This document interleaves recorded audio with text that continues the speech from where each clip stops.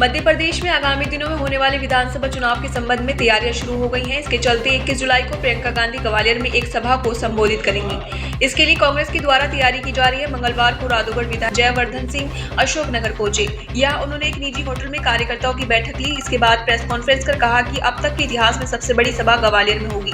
इसमें अशोकनगर से भी काफी संख्या में कार्यकर्ताओं की आम जनता पहुंचेगी। प्रेस वार्ता के दौरान जयवर्धन सिंह ने कहा कि ग्वालियर चंबल में कांग्रेस हमेशा पीछे रहती है, लेकिन 2020 के बाद सिंधिया के भाजपा में चले जाने से कांग्रेस को काफी बल मिला है। महापौर के चुनाव में कांग्रेस भारी मतों से जीती है। कांग्रेस ने जो घोषणा की है उस पर हम कायम रहेंगे।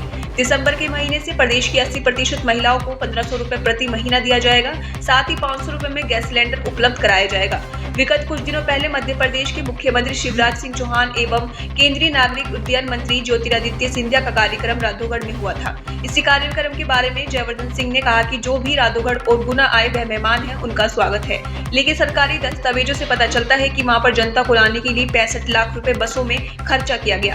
अशोकनगर से राहुल चौधरी की रिपोर्ट। कमान के हाथ में रहेगी। कांग्रेस की इसमें हमेशा एक सिस्टम रहा है जिसके माध्यम से जो मेन कमेटी रहती है, जो टिकट का चयन करती है, उसमें पीसीसी अध्यक्ष जी, नेता प्रतिपक्ष, जैसे उत्तर प्रदेश में प्रियंका गांधी ने कमान संभाली थी, इस प्रकार मध्य प्रदेश में कौन कमान संभालने की संभावना है? इसमें बात किसी एक व्यक्ति की नहीं है। बात है कि इलेक्शन कमेटी स्थापित की जाती है और उस इलेक्शन कमेटी में जो चयन समिति रहती है उसमें पीसीसी अध्यक्ष, नेता प्रतिपक्ष और उनके साथ साथ एआईसीसी के हमारे अध्यक्ष, प्रदेश प्रभारी जो एआईसीसी महामंत्री रहते हैं और उनके साथ में जो अन्य प्रभारी जो एआईसीसी के रहते हैं वो उसमें शामिल रहते हैं, वही चयन करेंगे।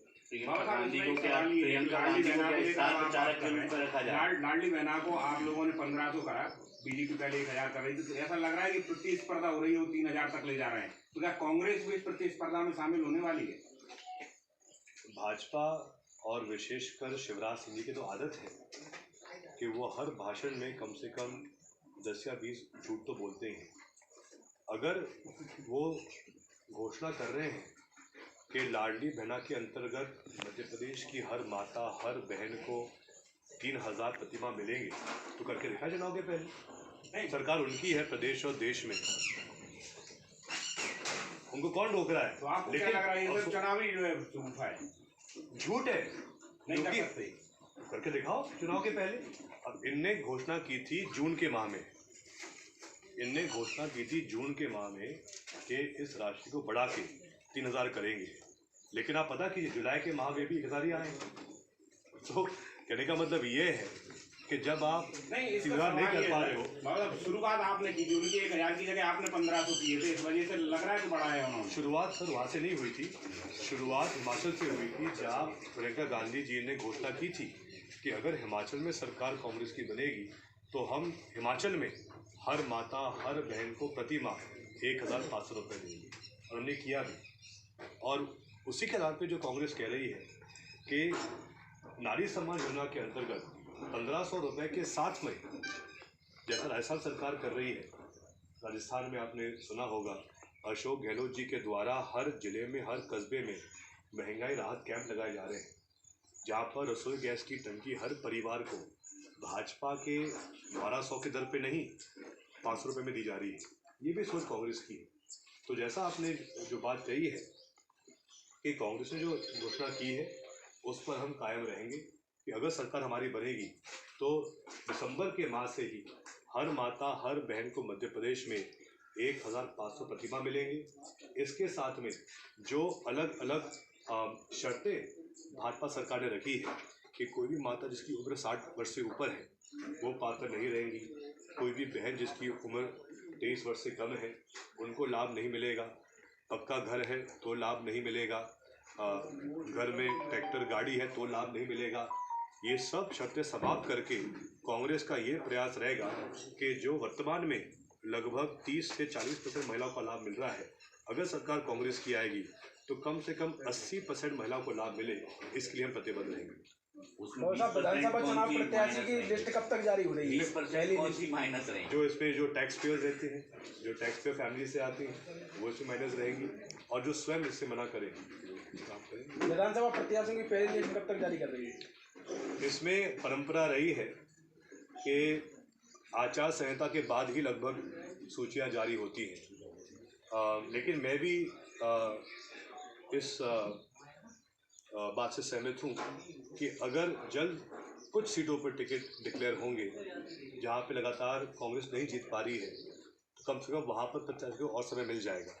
लेकिन जैसा मैंने कहा कि लगभग अब तक परंपरा रही है कि कोड ऑफ कॉन्डक्ट जारी होने के बाद ही अधिकतर पार्टियां टिकट डिक्लेयर करती हैं।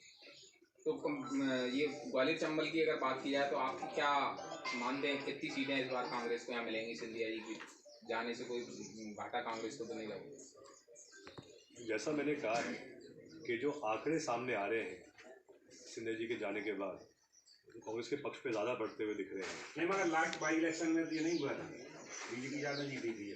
नहीं, लेकिन अगर आप देखें तो सबसे अधिक जो बदलाव हुआ था वो ग्वालियर में हुआ था, मुरैना में हुआ था।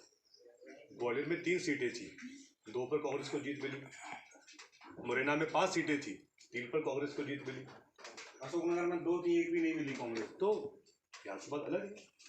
हम यहाँ पर इस बार और मेहनत कर रहे हैं, लेकिन हमें इस बार विश्वास है कि अशोकनगर में भी जो हमें रुझान दिख रहे हैं, तीनों सीट पे कांग्रेस को जीत मिलेगी इस बार। अभी आपने कहा था कि जैसे 57 साल से ग्वालियर में महापौर कांग्रेस का नहीं जीता था जी। इससे पहले तो सिंधिया जी कांग्रेस में थे, तो महापौर सीधी बात हो गई कि सिंधिया जी के कारण कांग्रेस नहीं जीत रही थी, क्या ये माने? बिल्कुल सही, सिंधिया जी कारण नहीं। बिल्कुल सही। इसमें इसका मेरे पास कारण भी है कि ऐसा क्यों हो रहा था। दिक्कत ये है कि सिंधिया जी और उनके जो विधायक और मंत्री जो उनसे जुड़े हुए हैं, वो ना तो मानते हैं भाजपा को, ना वो मानते हैं कांग्रेस को। वो एक व्यक्ति विशेष को मानते हैं, जो सही पता नहीं है। हमेशा एक राजनीतिक संगठन में अनुशासन होना चाहिए, पार्टी का सम्मान होना चाहिए। अब जिस पार्टी ने सिंधिया जी को केंद्रीय मंत्री बनाया, इतना सम्मान दिया, उनको ही ने धोखा दे दिया था। और आज भी हम देख रहे हैं कि जो ग्वालियर चंबल के वरिष्ठ भाजपा के नेता हैं, वो भी आज कहाँ संतुष्ट हैं। चाहे हम नरेंद्र सिंह तोमर जी की बात करें, चाहे जयमान सिंह पवैया जी की बात करें, चाहे नरोत्तम मिश्रा जी की बात करें, या फिर अगर आप ये माने तो वी डी शर्मा जी भी ग्वालियर चंबल संभाग के ही हैं। लेकिन आज जो एक स्थिति बन रही है, महाराज भाजपा अलग और नाराज भाजपा अलग, ऐसा कभी माहौल पहले भाजपा में नहीं था, लेकिन पिछले 3 साल में ऐसा माहौल बन गया है। क्योंकि और उस पर दिक्कत यही है कि जो उनके विधायक और मंत्री हैं, वो मानते ही नहीं हैं भाजपा के नेताओं को। वो तो जो उनकी निजी कंपनी है, उनको मानते हैं, उनके लिए काम करते हैं। अब जैसे अभी किसी ने अभी हमें को बताया इसके पहले जो हमारा कार्यक्रम था, कि शायद एक प्रोग्राम था जिसमें पूरे लोकसभा क्षेत्र के जो यादव समाज की मीटिंग थी, अरिजित जी ने बताया था हमें। लेकिन उसी सम्मेलन में डॉक्टर के.पी. यादव जी को नहीं बुलाया गया, जबकि वो सांसद हैं भाजपा के। इसी प्रकार से एक और समाज सम्मेलन सिंधिया जी जिसमें आए थे, वो था रघुवंशी समाज का था। वहाँ पर जो हमारे विधायक हैं कोलारस के वीरेंद्र सिंह रघुवंशी जी, उनको नहीं आमंत्रित किया गया। तो ये मतलब क्या पता ऐसा क्यों है कि जो उनके ही नेता हैं भाजपा के, जो इनसे पहले भाजपा में चले गए थे, उनको सम्मान क्यों नहीं मिल पा रहा है? बाबा साहब, आप ये दोनों लोगों के नाम ले रहे हैं, तो कहीं ना कहीं ये भी लगाया जा रहा है कि कांग्रेस के इन पे कोई ज़्यादा वो कर रही है, क्योंकि सिंधिया जी को हराने वाले के.पी. सिंह यादव और वहाँ वीरेंद्र सिंह जी की भी सिंधिया जी के साथ पटरी नहीं बैठती। क्या कभी ये कांग्रेस में भी शामिल होंगे क्या? नहीं, इस पर मैं आपको कोई उत्तर नहीं दे सकता। मैं क्या ये लोग कांग्रेस के संपर्क में है क्या? मैं दोनों का, चाहे डॉक्टर के.पी. यादव जी हों, चाहे वीरेंद्र रघुवंशी जी हों, मैं दोनों का बहुत सम्मान करता हूं।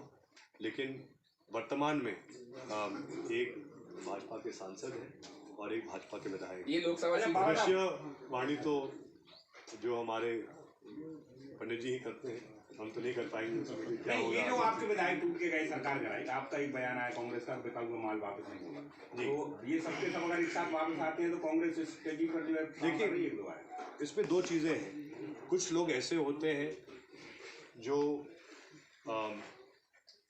जब कोई पद पे नहीं रहते हैं या उनके कार्यकाल के समाप्त होने पर वो पार्टी बदल देते हैं, वो एक अलग बात है। लेकिन जो लोग चुनाव जीतने के बाद जनता के मत का अपमान करते हैं और बीच कार्यकाल में ही जनता के मत को बेचकर पार्टी बदलते हैं, खुद के स्वार्थ के लिए सत्ता परिवर्तन करते हैं, उनको हम कभी स्वीकार नहीं करेंगे। और वही हुआ था 2020 में। जनता ने मत पंजे के चिन्ह को दिया था, लेकिन कुछ लोगों ने अपने निजी स्वार्थ के लिए भाजपा के साथ लेन देन का सौदा किया और सत्ता परिवर्तन हुआ। और ये जो लोग हैं जो आज भाजपा में हैं, कुछ तो हार भी गए, कुछ विधायक, कुछ मंत्री भी हैं, उनको हम कभी पुनः स्वीकार नहीं करेंगे।